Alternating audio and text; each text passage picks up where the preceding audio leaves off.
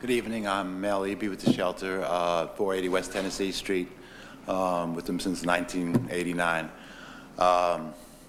We're doing what we have to do every day. We're doing what we're supposed to do. We're taking people off the street. We're improving the community by keeping people off the street every night of the week. And it's 175 average now, and it fluctuates between 150 and 225. Because you cannot stand around and keep talking all this silly nonsense about I'm building for middle to low income, and then you talking about this is almost a $200,000 house. What is middle to low income? We have a long ways to go. We should never give up our eyes on the prize. We can end homelessness and poverty, maybe not overnight, but in smaller, medium-sized communities like Tallahassee. There's no reason why we can't end homelessness over the next year or two in this community. They call it patient dumping. You know, they'll say the doctors don't care about insurance and don't worry about whether the hospital's going to be paid or compensated for the issue, but there's been many instances where they've released people prematurely. I'm the lady that was drugged 40 feet with a truck. Just now? And Mel has always been on the front lines working directly with homeless folks, and he practically knows every homeless person in this city, and I can tell you they all know of him, and he's probably one of the most effective grassroots advocates for the homeless.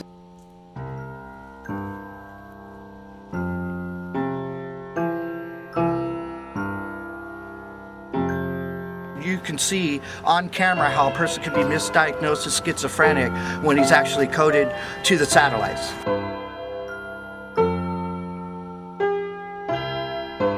This is Mr. Douglas that always sits in a recliner chair while he's screaming at me. You have a high IQ.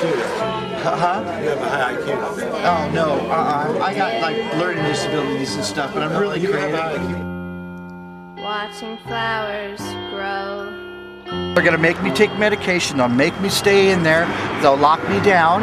They'll take off my clothes. A doctor will misdiagnose me. Yeah, well, you don't see any gardens on top of any of the roofs like in New York or anything, huh? You probably would, huh? Yeah.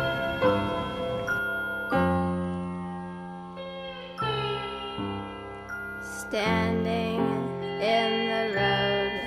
And we're able now to occasionally buy dentures and provide surgery for people's oral surgery if they need their decaying teeth cut out. Why Mel is helping me out, the only explanation that I could provide is it's a glad free gift of God. I have no idea. I have no idea. I can't see. To be honest with you, I can only assume that he would do for anyone the same thing that he's doing for me. Raised to be a Marine, Peter's clothes were always too clean. And it'll be real easy for her to walk in here. It should be very difficult to come into a shelter, you know, when you're a young woman, 18 to 25. But if they've been here as a child, they'll remember, and especially if I'm still here, they think they have this inner connection. Then they walk in carrying a baby, meow, you know, it's like old times. And it's just too easy for them.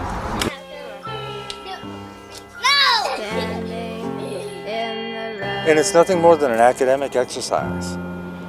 You have to see that kind of stuff before you'll get over the thing, wow, all those lazy ass bastards, if they just go out and get themselves a fucking job, everything would be okay. What's up with that? They're just loafers. Fuck them. I'm not going to give any donation to any homeless shelters.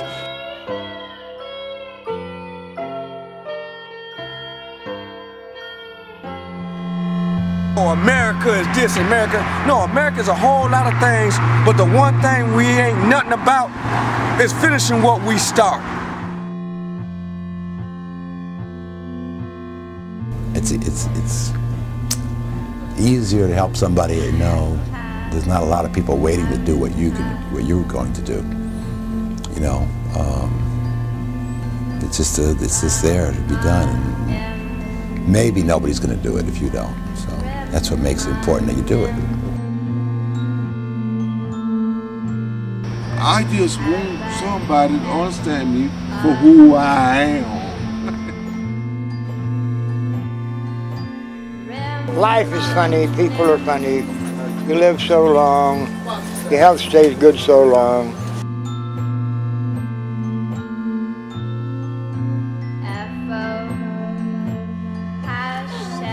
Pick me up, Mel! I'm 140.